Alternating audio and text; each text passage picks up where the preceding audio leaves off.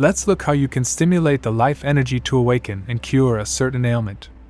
In a case of a person having paralysis of the arm, if the will or imagination is continuously stimulated, then the life energy will suddenly rush to the diseased nervous channels, curing the tissues and the paralyzed arm. The repetition of affirmations ought to be firm and continuous so that the strength of the will and imagination might be sufficient to stimulate the uncontrolled or inactive life energy. Again, if you do not have soul force or faith, then this will not be effective. 2 factors in healing.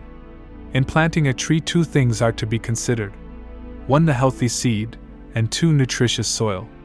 So also in healing diseases, 2 factors are to be taken into account: the power of the healer and the receptivity of the patient, who must respond to the healer's vibrations.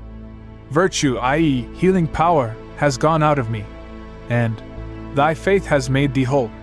Such sayings of Jesus show that in healing both the power of the healer and the faith of the person to be healed are required.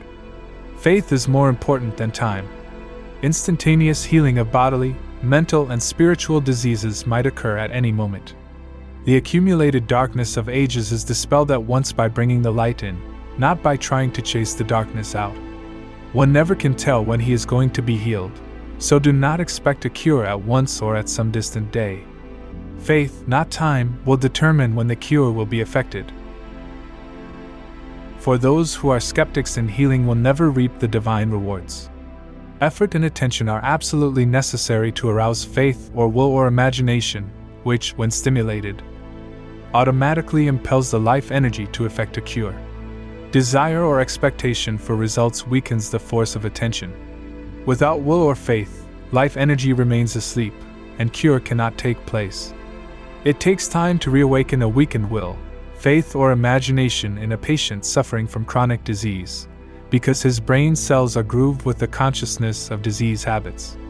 As it takes a long time to form a bad habit of disease consciousness, similarly some time is required to form a good habit of health consciousness.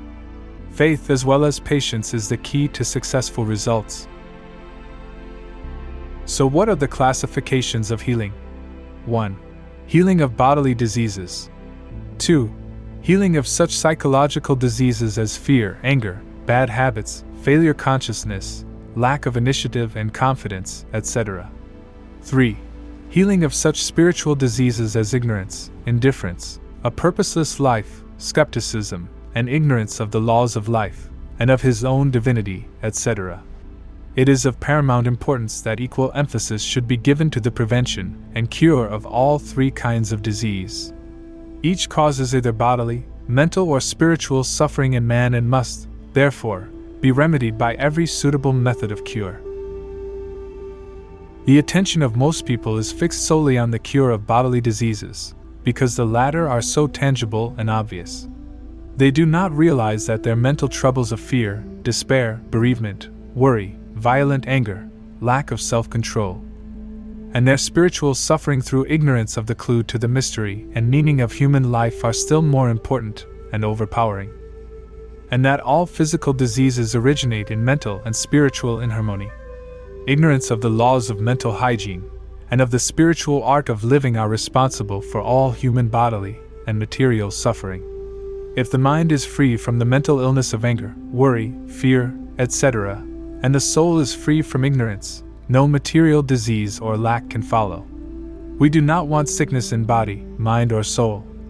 We do not need medicine, or mental or spiritual healing if we are well. By our own ignorance we break the laws of harmony by which the body was created perfectly by God, and then we seek methods to heal our pain and suffering. We want to be disease-less in every way, and for that reason our whole concentration should be directed towards the prevention of physical, mental, and spiritual diseases. To prevent physical disease, we need obedience to God's material laws. Do not overeat. Many dig their graves with the food they eat. Few die of starvation, in comparison to those who die of greediness in this world. Obey God's hygienic laws. The mental hygiene of keeping the mind pure is superior to physical hygiene, but the latter is also very important and must not be neglected. Prevention of waste in the body by right activity and by knowledge of conservation of physical energy, and of supplying the body with an inexhaustible supply of life current by certain meditation practices so you can charge the body cells with life force energy. To prevent mental disease, culture peace and faith in the cosmic consciousness. Free the mind from all disturbing thoughts and fill it with love and joy. Realize the superiority of mental healing over physical healing. Abstain from acquiring bad habits, bad thoughts which make your life miserable and are the cause of mental suffering like depression, anxiety, and mental disorders. To prevent spiritual disease, knowledge of the method of spiritualizing the body. The body is materialized vibration and ought to be cognized as such. The consciousness that decay, disease, or death can affect the body must be removed by scientific understanding of the underlying unifying laws of matter and spirit. Firmly believe that you are created in the image of God and are therefore immortal and perfect even as He is. If a particle of matter is indestructible, as science has proved, then the soul is indestructible also. Matter undergoes change. The soul undergoes changing experiences. All changes are termed death, but the death or change of the form of a thing does not change or destroy its essence.